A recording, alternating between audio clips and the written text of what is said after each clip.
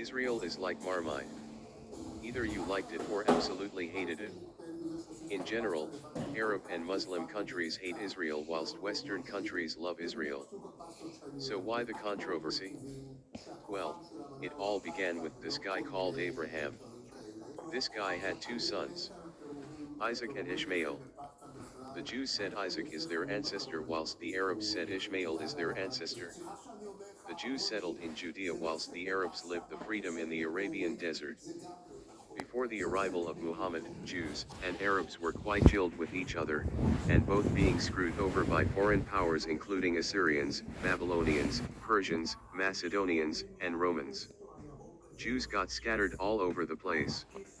Later, Muhammad converted some Arabs to Islam.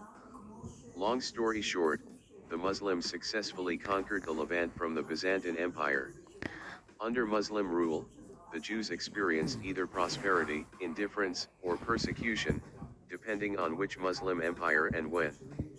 The land of modern-day Israel went through the Rashidun Caliphs, Umayyads, Abbasids, Fatimids, Seljuk Turks, Crusaders, Ayyubids, Mamluks, and the Ottomans. Zionist Jews had always wanted to return to the Levant since for a long time. During World War I, the British Empire promised the Arabs a unified independent state if the Arabs helped to revolt against the Ottoman Turks. And boy, they fought hard and won. Then, the British Empire did a dick move and announced the Balfour Declaration, basically assigning the Palestine region in the Levant to be a Jewish state. To the Arab Muslims, this was seen as a backstab. To the Zionist Jews across the world, this was seen as a triumph. The Palestine region was predominantly Arabs, before the Jews started moving in large numbers. This kick-started the beef between Jews and Muslims. The Jews think that Palestine region belongs to them, according to their holy book. Muslims think that Jews are assholes who took their lands in Palestine.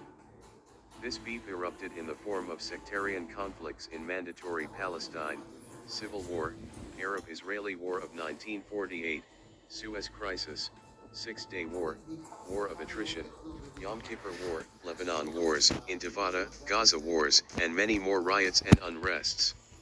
From Israel point of view, Israel is surrounded by enemies and hence need to strike first where necessary. From Arab Muslim countries' point of view, Israel is the real terrorist who took their lands in Palestine. One of the main reasons Israel is still alive today is due to its advanced technology and assistance from Western countries. Also, the Muslim countries are not always united. Israel thinks Arab Muslim countries are backward idiots. Arab Muslim countries think Israel is a Western cocksucker.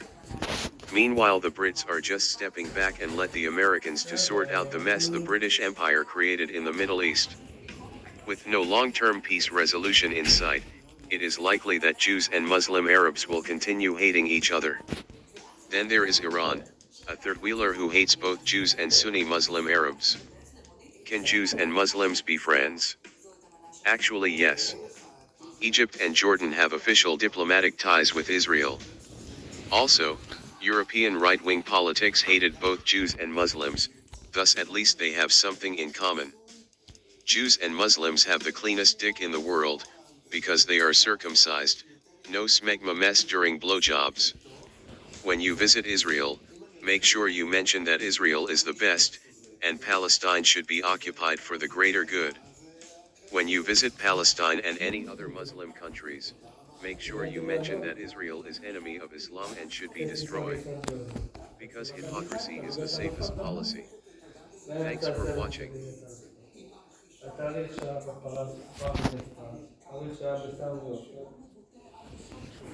That